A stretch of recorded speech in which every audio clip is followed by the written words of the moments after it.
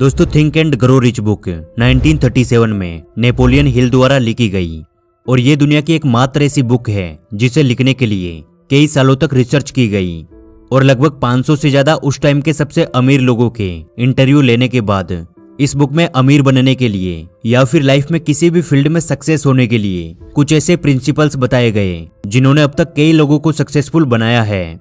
और ऐसा भी माना जाता है कि think and grow rich book ने अब तक जितने लोगों को अमीर बनाया है, जितने लोगों को कुछ बड़ा करने के लिए इंस्पायर किया है, उतना आज तक ना कोई बुक और ना ही कोई लीडर कर पाया है। शायद इसीलिए आज कई सक्सेसफुल बिजनेसमैन और कई सक्सेसफुल लीडर्स इस बुक को पढ़ने की एडवाइस देते हैं।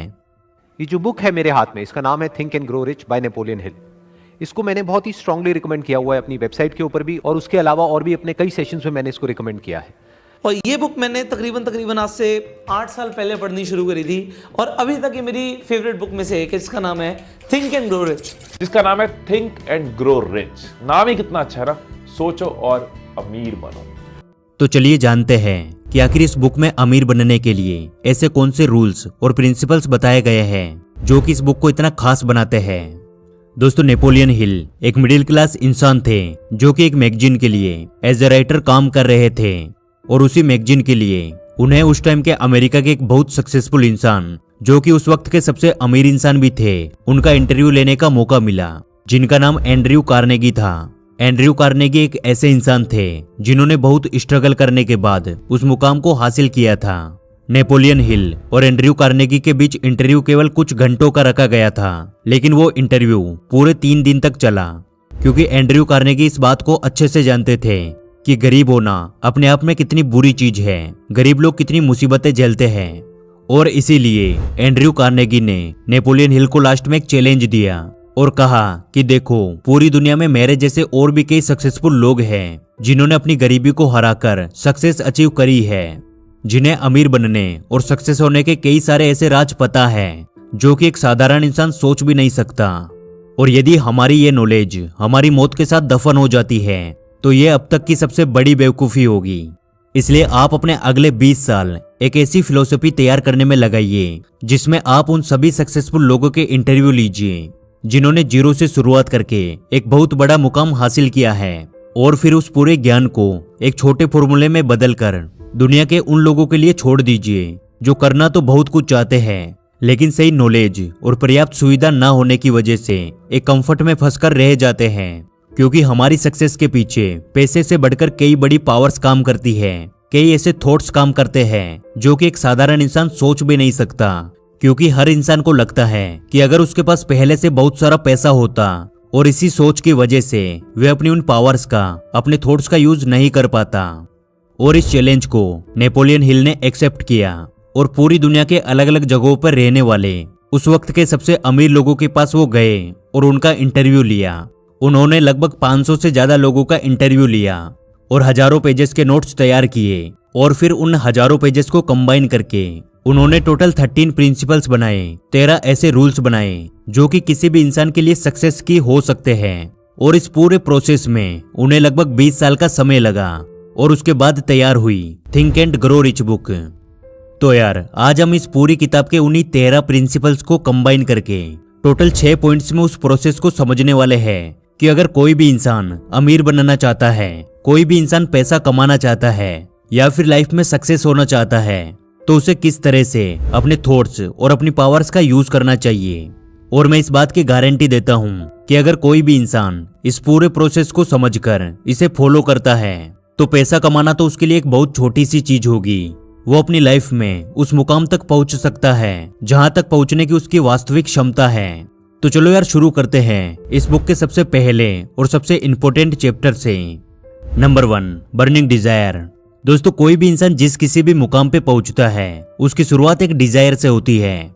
डिजायर यानी एक प्रबल इच्छा कि यार ये चीज मुझे किसी भी हाल में हासिल करनी है, एक ऐसी इमेज जिसे वो पाना चाहता है। और दुनिया के ज्यादातर लोगों का एक डिजायर तो होता है कि यार मुझे अमीर बनना है, मुझे जॉब हासिल करनी है, या फिर मुझे खुद का बिजनेस करना है, लेकिन उनका वो डिजायर एक बर्निंग डिजायर नहीं होता है। वो आज एक बिजनेसमैन को देखकर बिजनेस करना चाहते हैं, तो कल किसी और चीज से इंस्पायर होकर कुछ अलग करना चाहते हैं और ऐसे ही वो लगातार अपने डिजायर बदलते रहते हैं। इसलिए यदि कोई भी इंसान किसी भी काम में सक्सेस अचीव करना चाहता है तो सबसे पहले एक बर्निंग डिजायर होना बहुत जरूरी है, क्योंकि जब आपका एक बर्निंग डिजायर होता है तब आपका ब्रेन पूरी तरह से उसी चीज पे फोकस्ड होता है। और आप इस चीज को ऐसे समझिए कि जब आप किसी कार या बाइक को खरीदने की एक प्रबल इच्छा बना लेते हो कि यार मुझे इस कंपनी की ये कार खरीदनी है, तब आपको पूरे मार्केट में, पूरी सिटी में उसी कंपनी की कार्स दिखाई देती है, जबकि वो कार्स पहले भी वहां चलती थी। लेकिन अभी आपके ब्रेन में उस चीज के लिए बर्निंग डिजायर है, आप उसे पाना चाहते हैं। और जब भी किसी भी चीज को पाने की हमारे अंदर एक प्रबल इच्छा होती है, तब हमारे ब्रेन में कुछ ऐसे केमिकल रिलीज होते हैं जो हमारे उस डिजायर को रियलिटी में बदलने के लिए चाहिए। लेकिन केवल बर्निंग डिजायर होना काफी नहीं होता, इसलिए आगे के 5 पॉइंट्स को ध्यान से सुने। ये एक पूरा प्रोसेस है जो कि एक दूसरे से जुड़ा हुआ है। Number 2, imagination. इमेजिनेशन करना कुछ लोगों की नजर में केवल बड़े सपने देखना होता है, लेकिन असल में हमारी सक्सेस में इमेजिनेशन की बहुत महत्वपूर्ण भूमिका होती है। लेकिन यहाँ पर इमेजिनेशन भी 2 तरह की होती है। एक, आपने अपना एक डिजायर बनाया कि यार मुझे अमीर बनना है, मुझे पैसा कमाना है, और ऐसे में आपके सामने 2 रास्ते होते हैं। पहला कि आप कोई गलत काम करके पैसे कमाओगे, और दूसरा कि आप कोई अच्छा काम करके पैसे कमाओगे। एग्जाम्पल के लिए आपने हर्षद मेहता का नाम जरूर सुना होगा, जिन्हें शेयर मार्केट की बहुत अच्छी पकड़ थी, जिन्होंने शेयर मार्केट से करोड़ों रुपए कमाए। लेकिन उनका डिजायर केवल पैसा कमाना था, इसलिए उन्होंने कई सारे स्कैम करना शुरू किए, और आखिर में रिजल्ट क्या रहा आज पूरी दुनिया इस बात को जानती है। इसलिए Napoleon Hill think and grow rich book में दूसरे टाइप के इमेजिनेशन के बारे में बताते हैं कि आप अपना एक डिजायर बनाओ, उसके बाद अपने खुद के एक बेटर वर्जन को इमेजिन करो कि कैसे आप अपने आप को कैपेबल बनाकर एक सही डायरेक्शन में मेहनत करके अपने डिजायर को पूरा कर सकते हो।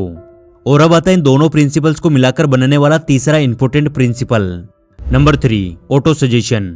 जब हम अपना एक बर्निंग डिजायर बना लेते हैं कि जैसे मुझे एक बिजनेस करना है, और फिर हम उसमें अपना खुद का एक बेटर वर्जन इमेजिन करते हैं कि यार मुझे खुद को कैपेबल बनाकर एक सही डायरेक्शन में मेहनत करके अपने बिजनेस में सक्सेस चाहिए, और जब हम इस पूरे प्रोसेस को बार बार अपने ब्रेन में रिपीट करते हैं, तब हमारा ब्रेन ऑटो सजेशन मोड में चला जाता है। यानी ये सारी चीजें हमारे सबकॉन्शियस माइंड के कंट्रोल में चली जाती है, और फिर हमारा ब्रेन उस डिजायर को पूरा करने के लिए हमें सही सजेशन देता है। और ये पूरा प्रोसेस ठीक वैसे ही है जैसे हम एक बार बाइक चलाना सीख जाते हैं तो हमें बार बार याद नहीं करना पड़ता कि हमें कब ब्रेक लगाने हैं और हमें कब गियर चेंज करने हैं। हम ऑटोमेटिक ये सारी चीजें सिचुएशन के हिसाब से बदलते रहते हैं, और ये सब कुछ पॉसिबल हो पाता है जब हम बार बार बाइक चलाने की प्रैक्टिस करते हैं, बार बार उसी काम को रिपीट करते हैं। इसलिए think and grow rich book में नेपोलियन हिल ने ऑटो सजेशन मोड में जाने के लिए अपने बर्निंग डिजायर और इमेजिनेशन को बार बार रिपीट करने की एडवाइस दी है। और अब आता है सबसे important principle. Number 4, take decision.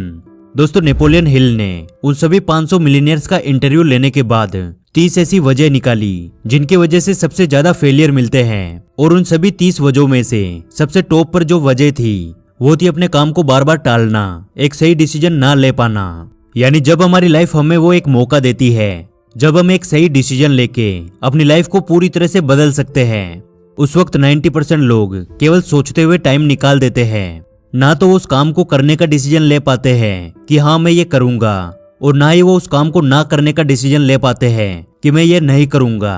वो बस खुद से बहाने बनाकर उस काम को टालते रहते हैं, और यही उनकी लाइफ में फेलियर की सबसे बड़ी वजह बनती है। इसलिए सही टाइम पे सही डिसीजन लेने की क्षमता होना बहुत ज्यादा जरूरी है। और अब आता है अगला प्रिंसिपल, जो कि हर उस इंसान के लिए समझना जरूरी है जो कुछ करना तो चाहता है लेकिन फेलियर का डर उसे कुछ करने नहीं देता। Number 5, avoid fear. Think and grow rich book में नेपोलियन हिल बताते हैं कि हमारी लाइफ में जितना बड़ा गोल होगा, हमारे रास्ते में उतना ही ज्यादा फियर होगा। कई बार हमें फेल होने का डर, तो कई बार हमें बहुत ज्यादा सक्सेस होने का डर आगे नहीं बढ़ने देता।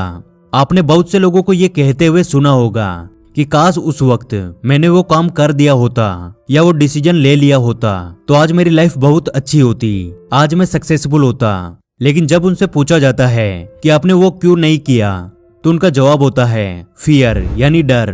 नेपोलियन हिल बताते हैं कि हर सक्सेसफुल इंसान अपने उस डर से जीतकर सही समय पे सही डिसीजन ले पाता है, इसलिए वह सक्सेस होता है। इसलिए यदि आप किसी भी फील्ड में सक्सेस होना चाहते हैं तो आपको अपने उस फियर को अवॉइड करना होगा। और अब इस वीडियो का सबसे इंपॉर्टेंट और आखिरी प्रिंसिपल आता है नंबर 6, स्ट्रॉन्ग विल पावर। दोस्तों, विल पावर इस दुनिया की एकमात्र ऐसी शक्ति है जिसके दम पर एक इंसान कुछ भी कर सकता है। एक बहुत गरीब इंसान खुद को एक बहुत अमीर इंसान के रूप में बदल सकता है, तो एक बीमार इंसान खुद को पूरी तरह से ठीक कर सकता है। और जब हम किसी भी सक्सेस को अचीव करने के लिए जी जान लगाकर मेहनत करते हैं तो उस वक्त हमारे रास्ते में कई सारी प्रॉब्लम्स आती है, कई सारे फेलियर्स मिलते हैं। लेकिन यदि हमारी स्ट्रॉन्ग विल पावर है तो चाहे लाख परेशानी आए, हम लगातार एक्शन लेते हैं और एक दिन हमारे वो एक्शन हमें हमारी मंजिल तक पहुंचा देते हैं। तो क्या आप तैयार हैं अपनी विल पावर का यूज करके अपने डिजायर को पूरा करने के लिए? और आपका गोल क्या है? आप खुद को किस मुकाम पे इमेजिन करते हैं? आप ये सब कुछ कमेंट बॉक्स में लिखकर जरूर बताना। और आज की इस वीडियो से कुछ नया सीखने को मिला तो यार वीडियो को लाइक कर देना, क्योंकि आपके एक लाइक से हमें और वीडियोस बनाने का मोटिवेशन मिलता है। और आप हमारे साथ हमेशा ऐसे ही जुड़े रहने के लिए आप हमारे चैनल द योगी को सब्सक्राइब कर लीजिए। जल्दी मिलेंगे अगली वीडियो में।